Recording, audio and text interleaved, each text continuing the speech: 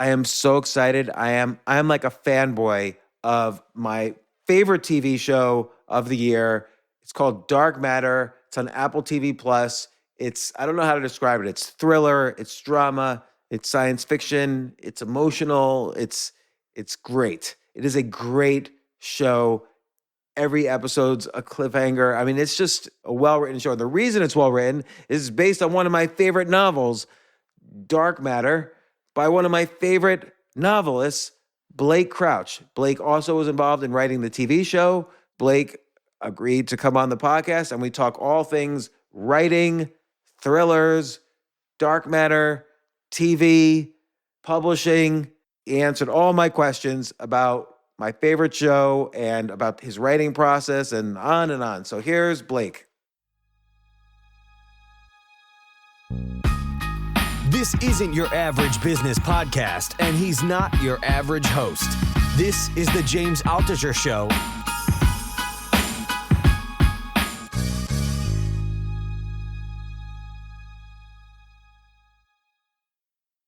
I almost even don't like categorizing it as science fiction because I feel that says, oh, there's science fiction shows and then there's real shows with good acting and good writing. Yeah. Like it's a great show. Like I'm surprised how great the acting and the emotions are.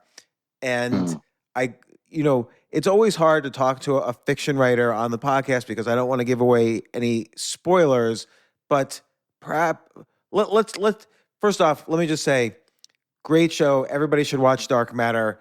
I reached out to Blake because I love the show. I'm so grateful you came on the podcast, Blake. But also I've been following your career and writing for quite some time. So when I saw Dark Matter was on TV, I watched it instantly, and it was well worth it. And welcome to the show. Well, thanks for having me on, man. And I want to get. I mean, you're so great at like coming up with these great science fiction ideas that, on the one hand, seem so obvious. Like, oh my gosh, why didn't somebody else beforehand think of such an idea? And some of these tropes are, I don't want to say common, but have been used before. But Dark Matter was particularly like creative and interesting. This idea that there's a because of quantum mechanics, there's a multiverse. There's an infinite number of worlds and infinite number of versions of you where you make every decision forks off a new world. And so the main character, I can't even say much of the beginning because why don't you describe Dark Matter? So then it lets me know which spoilers you're comfortable with or how you describe it. I mean, by the way, the book came out 10 years ago and the show's been out now going on. It'll be 3 months soon. And I feel like we can talk some spoilers.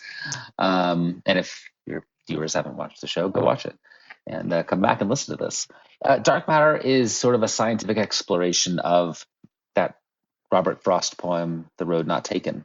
It's about a guy who has lived a pretty good life and has a wonderful family, has a good job. They're not really wanting for anything, but occasionally he wakes up at 3 a.m. and asks, what if I'd followed my work back in my late 20s and just stayed head down on that instead of embracing the family life and all that comes with that, the good, but also time is finite and you can't do everything. And it's a show that really gives him the chance to see what that other life might have been like, all in the service of sort of this epic journey across worlds and multiple versions of our characters. It is sci-fi, but it's about life too. And there's a thriller component as these kind of different versions of this character kind of vie for the reality that they want. That's right. All my stuff is probably first and foremost a thriller. I think that's the most core DNA of my fiction. And the shows that I make. What one realizes when watching this is that it's not just like, oh, I wish I had chosen this bit different path over here, and then my life would be different. But your personality depends on those choices you make. So like the two different characters, they seem like they're the same, but just in other universes. But they're actually, you start to the differences start to really crack open, and that is revealing to the other characters in their lives. Well, that's right. Well, a lot of that goes to Joel Edgerson's performance, a very nuanced take on two versions of the same man. But you see, like in the Jason 2, which is sort of the Jason, the interloper who kicks this whole story off, the one who takes over this guy's family. You see that not having had a family for all those years and just really focusing on himself and his work, it sort of made him a little harder around the edges. Whereas being a family man and being selfless really made Jason 1, sort of our protagonist, a little more, I would say, well-rounded and a little more generous of spirit to his loved ones, because he's had a life of that was in service, not just of himself. And, I want to get into your writing career and process and so on, but I do want to, you mentioned the actor, Joel Edgerton. He really did a brilliant job, like conveying these subtle differences in personality, even towards the end, where I won't give any spoilers, but there's aspects where it probably was particularly hard for him to do the acting, and he did a really great job. Like, I was impressed how different that I had to really tell myself it's the same actor. Yeah, that's a huge compliment, I think to Joel's work, because he also never made it feel like a skit. And one of the things that we talked about a lot was like Jason. If you look at all the versions of Jason, it's not like yellow Jason and black Jason and white Jason and purple Jason. They're all shades of the same color, and so the differences between them aren't massive and huge. They're subtle, and the differences are attributable to the choices that they made. And we just really zeroed in early on wanting the show to have a grounded feel, and part of that was not making wildly different versions of our characters. Like, the closer they are to this core character, then I think it helps you buy in a little bit more. Now, do you believe that perhaps in some version of quantum physics there is that what you described is more real than we realize? That there is a multiverse where every universe is spun off from every decision? I think it's highly possible. I think like with all of my books, which are kind of technically techno thrillers, it's all about this core concept. In the case of dark matter, this box, which cancels out all external stimuli, and this drug that cancels out the consciousness piece of our minds that give way to decoherence or collapsing all realities into one. It's just a matter of, is this technology something that we would see in our lifetime? And I don't necessarily think it is in the case of dark matter. I had subject matter experts on the show, and we would talk about this kind of stuff and what it would actually take for us to put a human being in superposition. And it would take a lot. It would take a lot. Like, what's the roots of this? Like, were you thinking to yourself one day, boy, if I had made XYZ decision, I wonder what my life would have been like? Like, what were you thinking when you kind of, this is the book I need to write? Mm-hmm. I had been, I didn't take any science courses in college, except for, geology, rocks. I was far more interested in literature and writing. But when I got out of school, I became fascinated with science just because of like emerging technologies. And also I saw it as a way to sort of put a different sort of a spin on the kinds of books I was writing, which at the time was just more straight thrillers and a little bit of horror. And this was in the early 2000s. And, we didn't have a Marvel movie coming out every month that was making use of quantum superposition as its core story point. There hadn't really been like a real, I don't think, like definitive take on the idea of the multiverse and multiple versions of ourselves. I mean, there have been things that did it, but nothing like huge. DC Comics has, infinite Earths. They have their Yeah. kind of, but the comic book version doesn't really deal with any of the actual issues. It's just sort of comic They're booky. not human. It's not about like the human Yeah.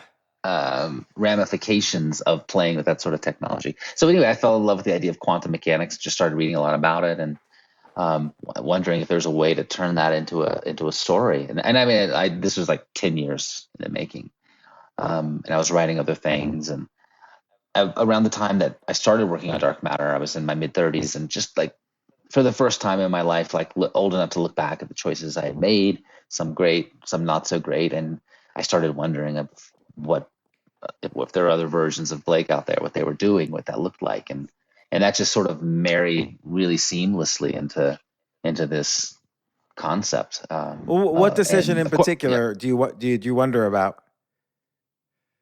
I my early on, I thought I'd be a lawyer, not because I really wanted to be. I just thought, well, writing isn't really the kind of career path you set out to endeavor to make money on. It's very lucky if you're able to support yourself doing the arts. So I had applied to law school out of college, but only to one, and I got waitlisted. So they considered me, but it was like on the bubble. And I just was wondering, like, what if I'd gotten in? My life would look really, really different. You think it's one of those moments where how close were they to admitting me? And if they had, I definitely wouldn't have pursued writing to the extent that I did. I might have done it in my spare time, or come to it much later in life, or forgotten about it altogether. And I just thought a lot about that, and how tragic that would have been to me not to do it. But for all I know, if I'd been a lawyer, I'd be even happier than I am now. So I think it gets dangerous trying to look at the path not taken with regret, which is sort of what the book and the show is about. And do you consider yourself pretty happy right now? I do. Like, Yeah, I get to do exactly. I feel like I'm busy. I feel like I could not have ever imagined my life as busy as it is, and creatively interesting.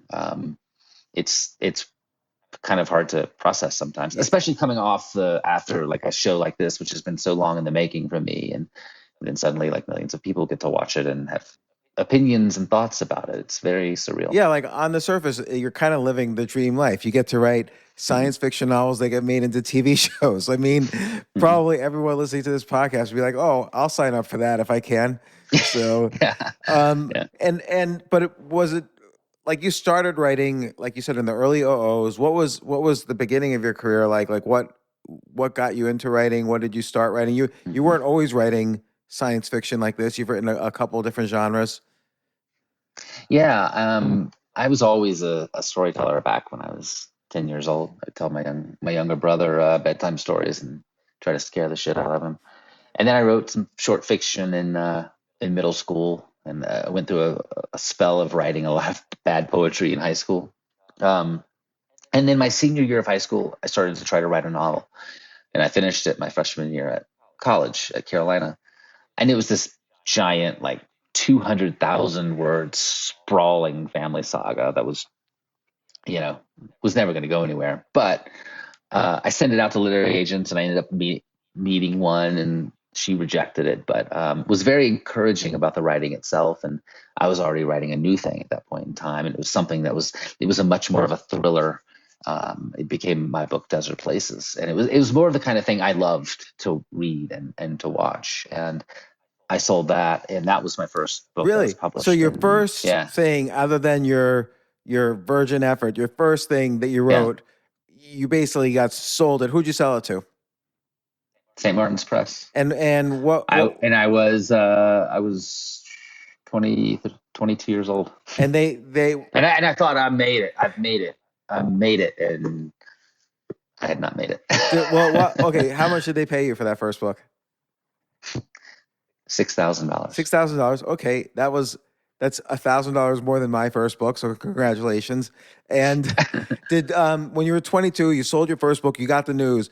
Did you instantly go out and ask the girl you had a crush on out on a date because you had confidence now, or like what happened? No, I was actually married at the time. What? You were married at 22? Yeah, I was married at 22. No, it was a big celebration, and it felt like, oh, this is amazing.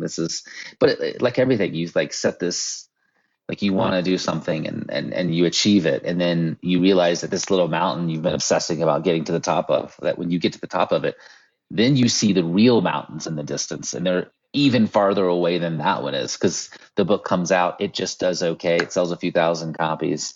You get a new book deal, but it's not for that much more. And you still have a day job, and you can feel the dream of wanting to do this full time and throwing yourself completely into it. Like it's struggling to stay alive. And I did that for 10 years until I finally broke through and wrote something that really connected. I want to get back to the beginning stuff, but what was the breakthrough? It was a combination of things, actually. So this would have been around 2011, and I had written this novel called Run. It was the first thing I wrote that had a little bit of a speculative twist to it. I wouldn't say it's not sci-fi in the way that Wayward Pines or Dark Matter or Recursion are, but it had a speculative thing going with it. And it just was the best writing I'd done, and the story had really come together. And I had a new agent, but they couldn't sell it because all of my track record for my first 4 books was not good. And interestingly, this was the moment where self-publishing was a viable new thing. And I got the rights back to my old novels, and I published this. And it's the only book I've ever published that's new, that would be front list, that I self-published. And it just took off. And suddenly I was making every month what I had been paid for my first novel. And in a very impulsive moment, I quit my day job and threw myself straight into all of it. And doing that allowed me to focus in a way I hadn't before. And then the next thing I wrote was the first book of the Wayward Pines trilogy, which did change my life. And that eventually became like a TV series, right? M. Night Shyamalan directed it. It came out on Fox at the time. It was the biggest day-and-date release of a TV show ever. We had a great cast. It was right before the streaming thing really hit. It came out in 2015. It really like increased my profile and also gave me more of a platform to do my next book, which was Dark Matter.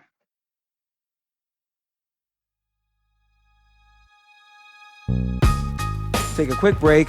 If you like this episode, I'd really, really appreciate it. It would mean so much to me. Please share it with your friends and subscribe to the podcast. Email me at altucher@gmail.com and tell me why you subscribed. Thanks.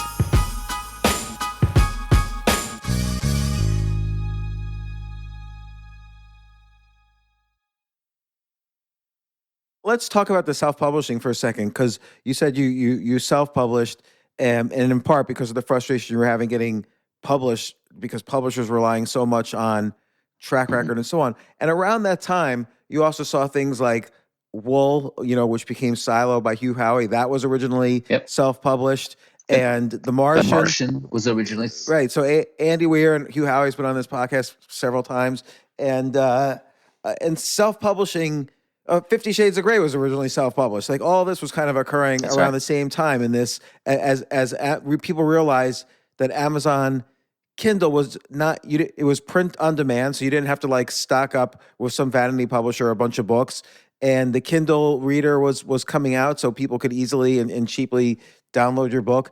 And you could control your marketing, and you got, like you said, you got paid every month, and you got all the statistics about how it was selling. And you teamed up actually to write some stuff with J.A. Conrath, who's a writer who's a big proponent of self-publishing. So what right now are the pros and cons of self-publishing versus publishing? I have no idea. I haven't actively self-published since 2012. I guess because I knew that I always felt like we were in a moment, and the moment was great. And it was like, there's this time where it felt like you just like opened the umbrella upside down and self-publishing money rained down out of the sky. This was before Amazon started gaming the system and trying to, sell. Right. I know writers who do really well self-publishing, and they spend $30,000 a month to do it. I don't think I know this, it is not the same environment it was 10, 12 years ago. I never believed that books were really going to go away. I never believed that, like, I would sell a lot of books, but I always wondered, like, when you sell a book for $2.99, are people really reading it? I don't think it makes, I never felt like the numbers were good, the money was good, but I didn't feel like you make fans at $2.99 for an ebook. But Not that people you could can't buy. make some fans, but not at that level. It's a skewed metric. Like, if you sell 1 million ebooks, there's a much smaller percentage of those people are actually reading, finishing the books, and going on to your next one. Versus if you sell 1 million of a print book, like, you buy a print book, you're probably going to read a print book. But you could buy you could self-publish your book and say, okay, it's I want it available as Kindle, but also paperback, hardcover, and Audible. You can make the Audible version too. Sure, and I did that. I did all those things, and I just saw the tail starting to. Yeah. And you had to do more. And I didn't get into writing to be my own marketing. I mean, I did it for a while, and I kind of built a core group of readers who, helped get the word out and loved my stuff. But that's not why I got into this business, to market myself and to put myself out there like that. And so when I had the opportunity coming off of Wayward Pines, which was not self-published, it was published by Amazon Publishing, which is a real publisher. Right. I jumped because I was like, now is the moment to go back to traditional publishing in the right way. So I've gone back and forth with nonfiction, and I can't really decide which I prefer. But like you say, when you self-publish, you're the publishing company, so you have to do everything. You have to market it. You have to find a designer. You have to do the whole thing. So it's a different type of task. Maybe less frustrating, maybe more frustrating, depending on your personality. So, and how much you like dealing with publishers and so on. Just what self-publishing relied upon, in my opinion, was that Amazon and Barnes & Noble and Kobo and some Ashwords and all these places, but mainly Amazon, at that moment in time, wanted to give visibility to self-published authors. They stopped wanting to do that. And they saw them, instead of bringing up a bunch of writers, letting them have an equal footing with traditional publishers, they just made, I think they saw them then as, oh, these are marketing targets. We can sell marketing packages to them, which is what it's really become now. It's hard. It's hard. I think it was really cool for a moment, but and it helped me. It bridged. I was a failed traditional novelist. Maybe it's being harsh, but I think I was a failed traditional novelist. Self-publishing bridged me into my success. And for that, I will always be grateful. Now, earlier, you kind of described that you basically, your very first effort, this 200,000 word family saga didn't really work. And then you wrote something, you started getting more into writing, thrillers and techno thrillers. What is a thriller? Like, what defines, what's the boundaries of that genre, would you say? I think what really defines a thriller is sort of the intensity of the plot that's happening to the protagonist. And everyone, I think there's multiple versions of what a thriller is that are valid. But for me, it's the intensity of what happens to the protagonist. And I think you have thriller, and then I think you have horror. Not like horror in the sense of monsters and things like that, but I mean horror in the sense of like truly horrific stakes, truly an intensity of the experience they're going through. And all of my books have a little bit of that horror in them, because all of my characters do go through hell in from page one to the end of the book. For me, it's about that. It's about pace. It's about like how fast, how much are you sucking a reader in and making them neglect their home duties. So what are the beats? So like in the first chapter, is somebody kidnapped or killed? Like what would you say? And again, this is there's no formula. I'm just saying for you, yeah. Like maybe you can take the structure of Dark Matter or some other book. Like what are the basic beats of a thriller, as opposed to a family saga or a mystery? Mm-hmm. It's about I think there has to be a certain normalcy about the protagonist's life. To me, a thriller is they have to feel like a normal person, and then a normal person who is dragged into an insane situation. And how quickly they're dragged into it, I think, is up for debate. Yeah, you can do it in chapter 1, but I think sometimes it's better to slow burn it out and like really let the shit hit the fan in chapter 3. I did that a little bit more with Recursion, the book I did after Dark Matter. I didn't want to get pinned down into having to do some like crazy thing to grab someone's attention in the first chapter. Like I wanted to do it in a more nuanced way that built and built and built. And there's all sorts of ways. You can grab someone by the throat in chapter 1. You can just slowly turn up the temperature between 1 and 2 and 3 and 4. There's truly no one right way to do it. But let's say you do it in chapter it's 4. What works. How do you keep people interested in chapters 1, 2, 3? How do you keep them interested? Yeah, let's say you're going to really turn up the intensity in chapter 4. What are the tricks of the trade to keep them interested in the reader in turning the page, chapters 1, 2, 3? Oh, it's not just about like what happens that I think pulls a reader along. It's asking questions that makes them lean in. Like, there's something under the surface. There's a backstory that's only teased at, but you tease it in such a way that you're like, huh. I don't ask me to name it, but I was literally reading a book last month that did this very thing. It was just like one sentence. Like the first chapter was kind of quiet and just setting the scene and introducing the character, but it was like one sentence that suggested a backstory that it grabbed me. Sometimes I think you can do too much in the first chapter because you don't want to like use all of your ammo in chapter 1. And then, that's what I read that happens a lot. Some crazy stuff happens in chapter 1, and then it's like flatlines for a while while we do all the other business. It's a weird equation, but there's no one right way to do it. Every book is hard because every book needs its own approach, and like every book sort of has to teach you how it wants to be written to make what you have in your mind work. In Dark Matter, I like how you do it. In both the book and the TV show mirrors what happens in the book, where and I don't think this is a spoiler to describe chapter 1, but basically Jason's friend Ryan wins this great prize for his scientific brilliance, and is given $1 million, all sorts of money and opportunity, and his life seems great. And it's hinted at that this could have been Jason. And so we're not really into the story at all at this point, but you do sense the kind of personal conflict Jason has had, and to some extent his wife also has had in their lives leading up to this point.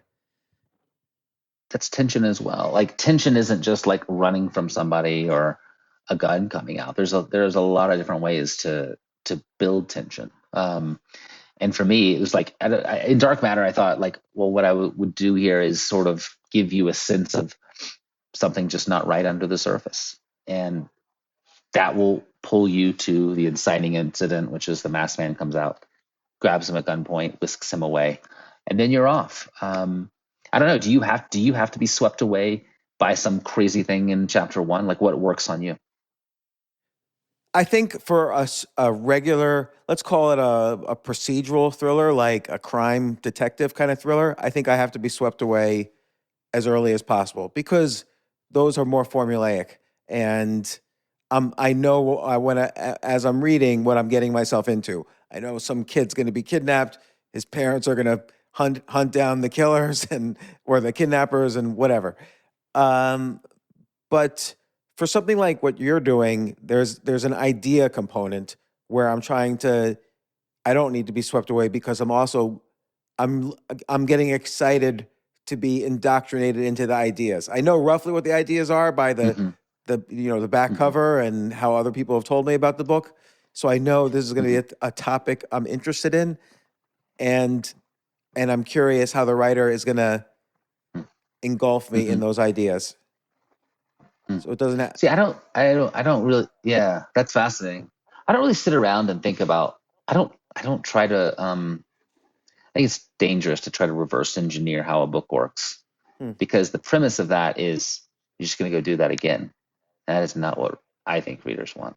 I think I think readers want to be surprised. The best thing you can ever do is just surprise someone. see That's I it. think that's a really important point because like I always wonder how writers do a police chase because how do you surprise somebody if you're writing a police chase? It's kind of obvious what Hmm. happens in every scene of a police chase. Someone's being chased, Hmm. they fall a little bit, and eventually someone's either caught or they get away, and we're gonna have to chase them later again. So, Yeah, yeah, and yeah. Yeah, exactly. There's a great quote. Robert Frost said that no tears in the reader, no tears in the writer, no surprise for the writer, no surprise for the reader.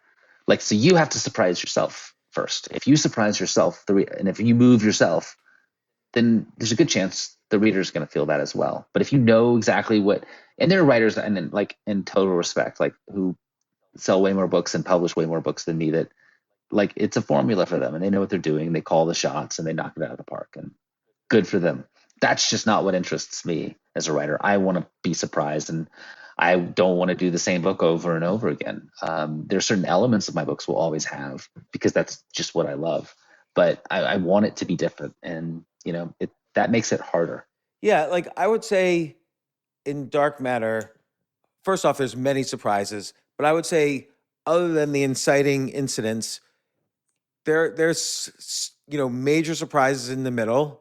I won't describe exactly how because it starts leading to spoilers. And then obviously there's major surprises at the end, and it's pleasant to be surprised. Like, did you surprise yourself when you were writing those parts? I think you know what surprises I'm referring to, but maybe not. I don't know. Yeah, I did. Well, see, I started taking notes about. I take notes and journal about books for a while before I start writing, and I got to that point you're talking about in Dark Matter, and it just seemed pretty obvious to me what the resolution was going to be. You know, mano a mano, and that didn't seem particular. It just seemed expected. It seemed what was there, and I thought it was going to be enough when I was writing. But I got to that point of having to actually start writing those scenes, and I was just like, I don't know, I'm not feeling that. And I set the book aside for about a month, and I went back through my journals, and literally on day 4 of my planning for Dark Matter, I had written, "What if Jason gets home and then blah blah blah happens?" I'm not going to spoil it for the audience. And then I'd written, "No, that's too crazy. That would never work." But having written like 250 pages and trying to figure out what the great ending of this book is, I saw that with fresh eyes. I was like, I could definitely make that work. I completely had forgotten I had done that, and it just immediately changed what the third act of the book was going to be. And I think it's one of the cooler. I don't know if I'd call it a twist. Maybe it's a twist. I think it's one of the cooler twists that I've ever written. I would love to write another twist like that again in my career.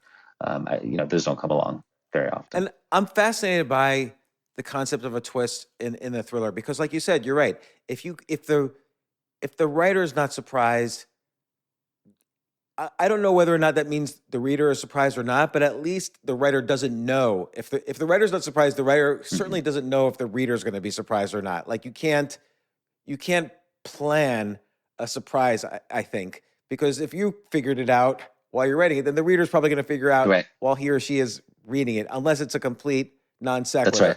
And so, Yeah. like there's one kind of writing, um, formula where basically if the writer gets stuck, you're supposed to just kill your main character is like a way to kind of induce a twist. But I always feel that's very fake or artificial. Like it's sort of obvious that they're Yeah. doing that.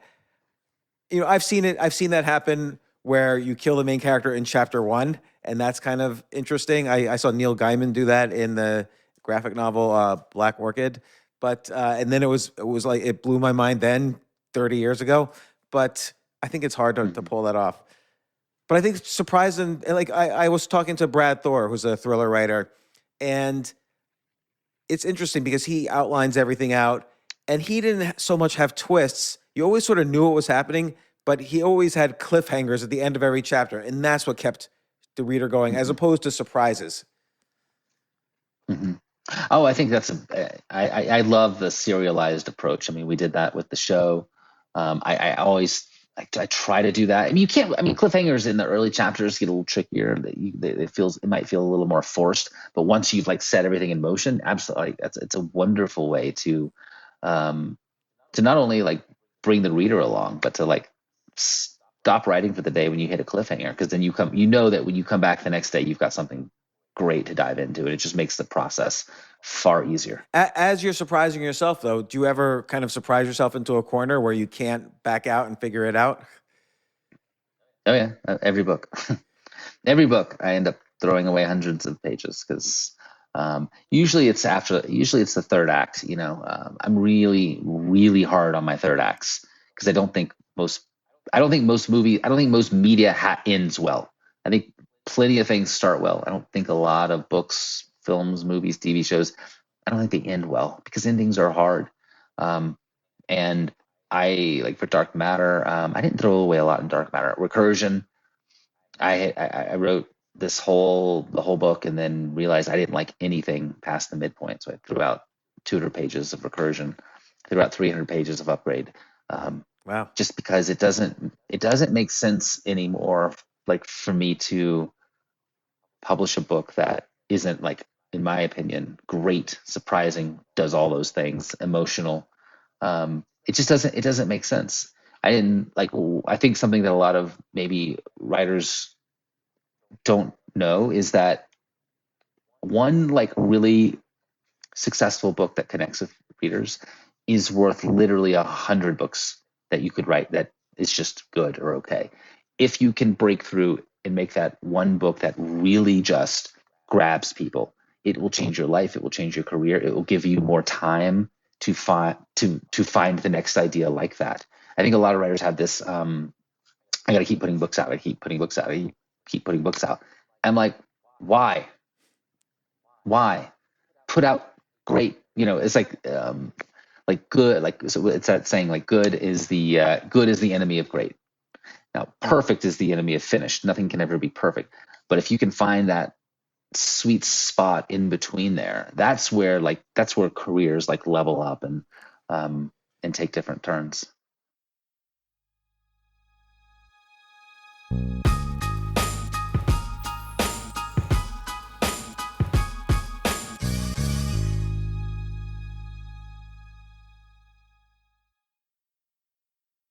Where Dark Matter really connects is not on the science fiction level, but where this idea that, hey, I have chosen a different path in my life that would have made me happier. Yeah. And I think everybody relates to that. And then, of course, it's kind of cool, the whole multiverse thing and traveling through multiverses, blah, blah, blah. Like, that's intellectually interesting. It's science fiction-y, and it gets this thriller going. But I think having it be character focused first on such a fundamental issue that humans have, as opposed to, like, again, a police procedural. Someone dies, there's some intrigue around it. The policeman's having problems in his marriage, but also needs to solve this crime. Like, we've seen that, been there and done that, and it's not a question that we all ask ourselves. I think that's where Dark Matter really resonates. I agree. I think that's why. It really broke through, because it asks a question that we all ask ourselves, and there aren't many of those really existential questions. I mean, are we alone? I think. Well, Upgrade, your novel is always interesting. Your novel Upgrade is very interesting in this sense, in the idea that if I can change myself right now, what would I change? Now, that's just this fundamental question we all ask, but then the science for that is we're on the verge right now of the science of that. So this is a question that people almost have to take more seriously. Absolutely. I don't know how many people are really. I still don't feel like the truth of gene editing has hit the mass awareness just yet. There's a lot of other. It completely has not. Tire fires on our horizon. It completely has not, because like when it hits, it's gonna be like, what? Yeah, because gene editing is here right now, and the only things slowing it down are, correctly, ethics issues, and B, there is some computational complexity to figuring out which genes do what when there are multiple genes involved, right? Because there's so many genes that if more than one gene is involved, it's an exponentially hard problem that computers can't solve easily. 100%. You need, yeah, exactly. We don't have the computing power to like really understand, because what you need to make a correlation um, between, the gene itself and its expression, because everything in your body is an expression. Shape of your head, your eye color, all those things, they're all expressions of, these incredibly complex gene systems working together in concert. And like, you could take a 23andMe and probably do some sort of, you know cross-reference analysis on all of the customers, their genetic stuff, and start to drill down into those things. But is there enough computing power in the world to really do that? Right, but Probably not yet. so you have this convergence right now that's happening of quantum computing and AI and gene editing, where as that convergence happens, you will be able to do it, and just no one knows when the tipping point will be. But at some point, we'll know, oh, these 17 genes define your IQ or your personality or your height or That's whatever. right. And right now, they only know single gene mutations, maybe two, three gene mutations, but it's very, very difficult to even do two. And but to that Hmm. point, it's on the horizon as opposed to traveling to the multiverse. And so upgrade, you're asking a question we've all asked since we were a kid. Like, if I could change one thing about myself, what would it be? Of course, I would be more handsome. But uh, but now the technology is almost there. We can ask this question, and so that's why upgrade kind of is on a personal level very interesting. Mm. Yeah, I mean, I'd love to not have to sleep.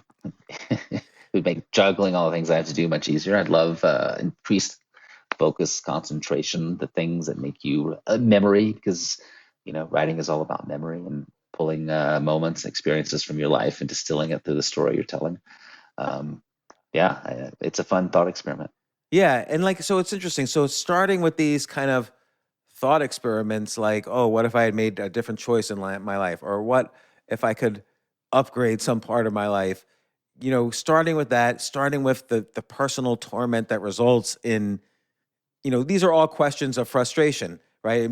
I'm frustrated with a choice that I made in life. I'm frustrated with some feature of myself. And then having some science fiction way to solve that, and then creating kind of throwing a thriller trope on top of that. I'm not saying this is your formula for a novel. We're just talking, but like, that is an interesting approach. Yeah, I mean, I think you could definitely look at Dark Matter, Recursion, and Upgrade as a kind of trilogy of standalone novels that all kind of function that way. Looking back in hindsight, I don't really do it when I'm writing or planning a book. When you look back at it, it's like, well, there's a personal issue that we're dealing with. There's a sci-fi overlay that sort of sets the characters out on their journey and brings in the stakes. Um, and then there's just the larger zeitgeisty conversations about, in Upgrade, all the things you're just talking about. What if you could do this? It's like a what if. There's a what if element of it in Recursion. What if you could return to a memory and live your life again from that moment? Dark Matter. What if you could visit another version of yourself or another world where you made different choices? Those are like engines that make books not just run, but also it makes people want to talk about them to other people. I think that's a really big component of my writing, is that I want it to sort of have, like, it to start a conversation. I like people to want a book club about it. And I think it's weird because, like, a lot of book clubs like read like my books, but then like what we traditionally think of as book club fiction, but it's about emotions. That's what people want to talk about, I think. Now, looking at like Wayward Pines, which turned into this TV show, what do you think? Like M. Night Shyamalan, who ended up running with this show, producing it, he has a very particular style of thriller. Like, you always know there's this weird, I see dead people twist at the end of an M. Night Shyamalan type of thing. Hmm. What do you think attracted him to Wayward Pines? I think it was the idea of the town. I always looked at Wayward Pines as sort of to Twin Peaks. The TV show was a big impact on me when I was 12. I watched it when it aired. And so, but like in Twin Peaks was weird because it was a David Lynch show, and David Lynch just does weird, cool shit. I mean, like everyone's acting weird because they're in a David Lynch thing. And I always thought. And by the way, did you only think that the first 3 episodes were interesting because that's all that David Lynch was involved in? I sort of lost interest after the first 3 episodes. This is like 1992. Yeah, no, no, I love the whole thing. And I thought, what if it was that what if there was a town that was weird in that way, but there was actually a reason why it was weird, not just because it's a director that makes this kind of stuff, that's surreal stuff, but there was a real reason why everyone was acting strange and keeping secrets, and that sent me down that path of that book. But I think the twist is what probably pulled Knight into it. Although I don't know. I think the man loves his twists. The man loves those big like reveals. And I remember when he read it, the pilot script, he was like, as long as the reveal is not they're all dead, I'm in. And it's interesting because it's hard to do those big reveals. Like just taking, Sixth Sense, his first big movie. The guy didn't talk to his wife. I mean, it's not giving spoilers. The movie came out, in the 90s. So if you haven't seen Sixth Sense, then I don't know what to tell you. We're going to talk spoilers for a second. The guy didn't talk to his wife for an entire year. And suddenly, only then you realize, like, everybody was willing to go along on that ride with him where he's not talking to his wife for an entire year. And only at the end you realize he's dead. Like, that's pretty, the fact that he pulled. It's kind of genius though. And only a movie can do that, because I think you tell yourself one of two things. Either one, something else is going on here and I'm just not sure what it is, or, he's talking to his wife. They're just, because those scenes are more off camera, Yeah. Because we're just, you obviously can't show every moment of someone's day. That's a good point. Maybe he couldn't have pulled that off in a novel, because in a novel, there's always, you can always throw in one sentence somewhere where he's having a conversation. That's right. What did you think of Lost? Where I feel like they did a really great job setting things up, and there seemed like there was a reason behind everything, but then they had a hard time ending. So I was saying earlier, I just think a lot of things, and I would put that as, offender number one. It's really easy just to ask a bunch of questions. That's easy. That's not hard to do. But providing answers that are satisfying, but also like push the plot forward. Like I think when you're writing, when you're plotting and playing around in the world of like reveals and twists, it's not enough for them just to tell you finally what it is. Like the answer itself should raise another question that pulls you through to the next part of the story. I think with Lost, they literally lost their way. I don't think they really ever knew what it was. And, they kind of pulled it together at the end, but not really. But there's so much of that show that works so well and is so entertaining. And I kind of want to go back and see it again now that it's on Netflix. I've watched the whole series like 6 or 7 times. Like I love Lost. I'm not even going to criticize the ending. You could just sort of feel they didn't really wrap it all up, as opposed to like, let's say a sci-fi series, like Dark Matter, but a multi-season series like Battlestar Galactica. I feel it was a big mystery, and I felt that they nicely tied it up. I don't know if you saw that series, but I loved it. I'm also watching a series with my kids called From, which is awesome and a little losty, a little more horror than Lost, but it reminds me of Lost in that we're about halfway through the second season, and man, all they've done is ask questions. They've answered none of them. And I was talking to my kids the other day. We're like, I think there's just 2 seasons now, but I think they're making a third. We're like, if there's not some answers by the end of season 2, like we should just go ahead and realize that maybe they don't have any idea of what this all means and say, oh, that was a fun time, but we're not watching this anymore because we're expecting to have anything explained. But it's fascinating. If you haven't seen it, it's a blast. Oh, I haven't even heard of it. I definitely have to watch that. Yeah. And as long as we're called From. did you watch? You must have watched Coherence, which is about multiple universes in a dinner party. Yeah. Oh yeah. I mean, it's like the ultra low budget version of Dark Matter, kind of. Yeah, I thought it was very brilliant, because you start to realize the layers at which the concept started in the movie. Like, when did this start happening? You get further and further back into the movie. So There's something deeply unsettling about it. I also love Primer, which I don't know that I one. don't know if you've seen. You know Primer? No. Oh, Shane Carruth. Oh yeah. Well, I think your viewing has been sorted out for this evening. If you don't have plans, Yeah, it's exactly. good luck. Good luck trying to understand anything that's happening, but it's fascinating all along the way. What about something like like everybody was always recommending to me Tenet, and I started it and I just didn't like it. Yeah. I love Tenet. I know a lot of people don't like it. I love it. I think it's a blast. I think it holds up to repeated viewings because it's such a like a pretzel. I think it's a lot of fun. I just love that he swung for it. Literally has some people like moving back in time as others are going forward. It's bonkers and beautifully shot. I was a fan. Now you're so prolific. Like, it sounds like there's a long process for writing a book. Like, you're talking about, oh, I threw away 200 pages, or I set the book down for a I month. don't think I'm prolific. I publish a book every 3 years. That's not prolific. Oh, I mean, I made a show also. Yeah, that's the thing. I mean, you're right. You're making shows. You're right. It looks like more than one book every 3 years. Well, good, but it's at least since Dark Matter, it's been a book every 3 years. And what are you working on now? Working on a new book, kind of in the early stages of it, but trying to find my way. I've had some starts and stops with it, but I think I've found my way in. Do you write every day? Which is also half the battle. No, I wish I did. I don't. Most of my books get done in real intense bursts. Like, there are period of 6 weeks where I'm writing, every day when I'm like just jamming along. But until I get to that place, it's a little bit of stopping, journaling, trying to understand my characters.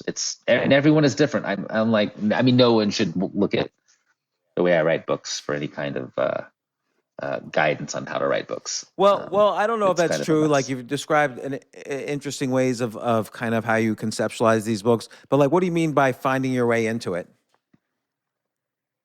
Well, if you have an idea, right? You have a premise, a big idea. There's, let me think of a way. Okay, so for Dark Matter, before I landed on the way that it's now written and the book it became, I had this idea that the box shows up in someone's backyard just one day, and they have no idea what it is, and they start exploring it and trying to sort of deconstruct it to understand what it does. Like, that's a valid way into that story. I had thought of telling it from Jason 2's point of view. There's a lot of ways into telling a story, and not necessarily one right way. But when you have a general idea, you're living in a superposition, and there's so many doors you could open that are different versions of that story. So for me, it's about finding, like, what's the best version of it? What's the one that I'm excited to tell? And it usually ends up coming back to an emotional question. It's like, why are you writing this book? What's that emotional existential crisis question that maybe you're personally wrestling with that you want to work out on the page? That's what I don't always know that at the time, but when I look back at books, I'm like, oh yeah, well, I understand exactly why I did it that way. Yeah, because it seemed like, I see what you're saying, how, like, there's multiple ways you could, it's almost like an analogy to the novel itself, the process of writing the novel. Like, there's a lot of choices you could have made in the beginning that would have totally altered how this novel was done. But now, in retrospect, it seems like you made all the perfect choices, like starting with Jason 1 as opposed to Jason 2. And because he's the one that's most like us, like human. That's right. And that's right. And the trope itself, the multiverse trope, is one that's been done. And so, of course, there's multiple ways to choose to do that. But the way you did it, I feel like, had the most thriller-like aspect to it, as opposed to a box appearing in someone's backyard. Right. I still think that's a cool idea. It is. It is a cool idea. It's almost like the Lion, the Witch, and the Wardrobe type of thing, where, oh, there's a closet that's magical, and that's where it starts. Oh, exactly. So exactly. So is there going to be a Dark Matter series 2?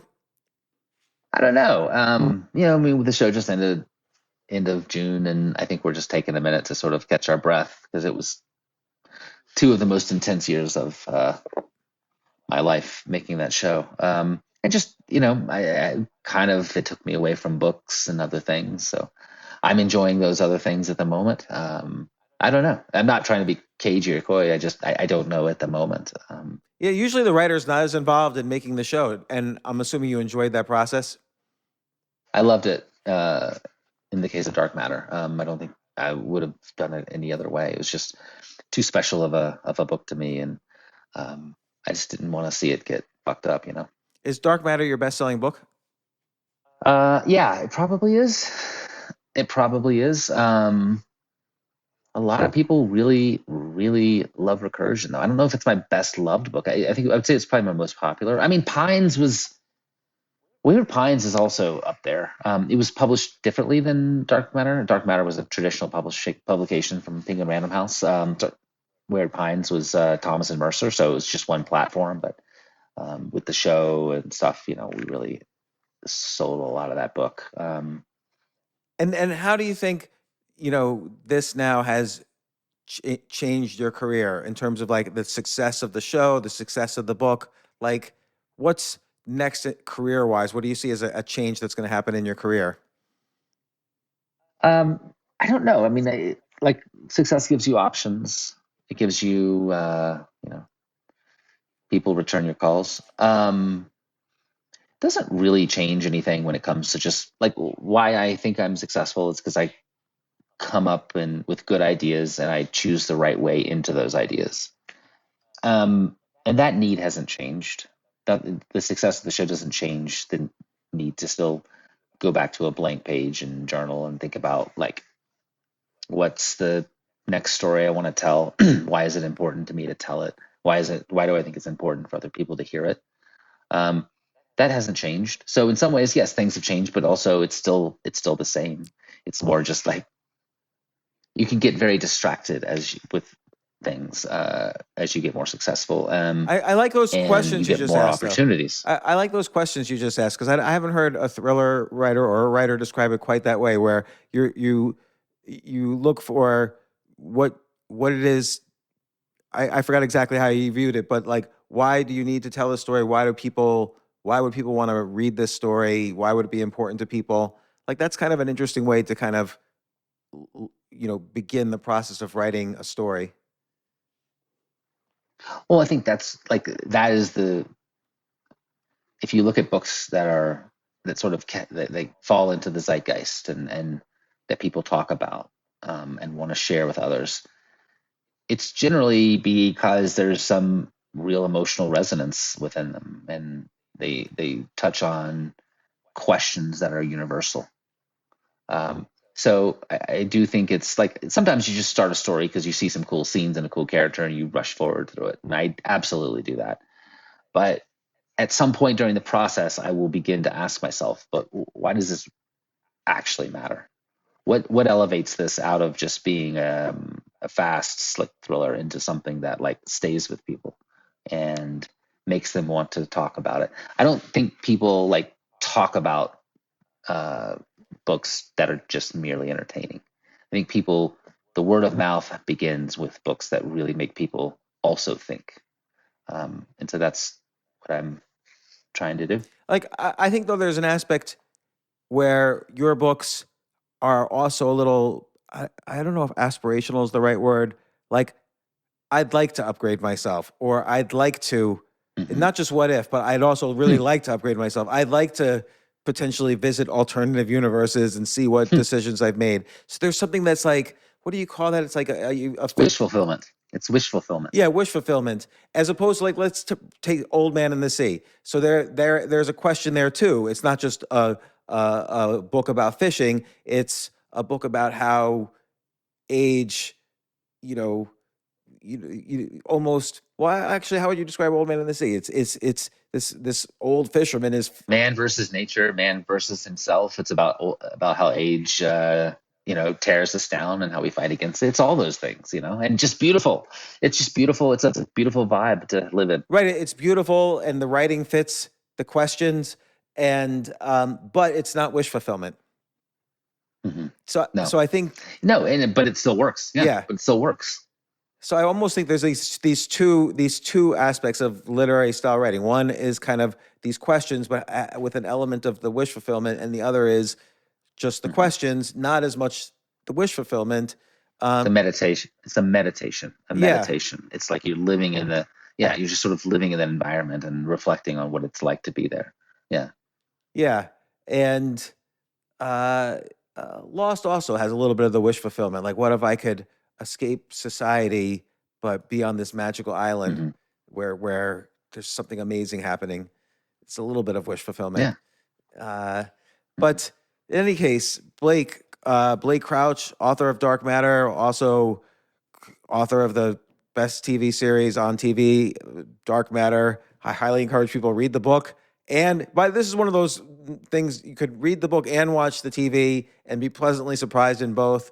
And I highly encourage people to do it. Plus, Recursion, Upgrade, other books by Blake. Uh, Blake, thanks so much for coming on the show, and come on the next novel you write. You always have fascinating stuff to write about. I love your books. Thank you so much. Oh, thank you. I loved this conversation, man, and it's fun to get to talk craft and writing a Yeah, little more. It's been a joy. I'd love to come back. thank you.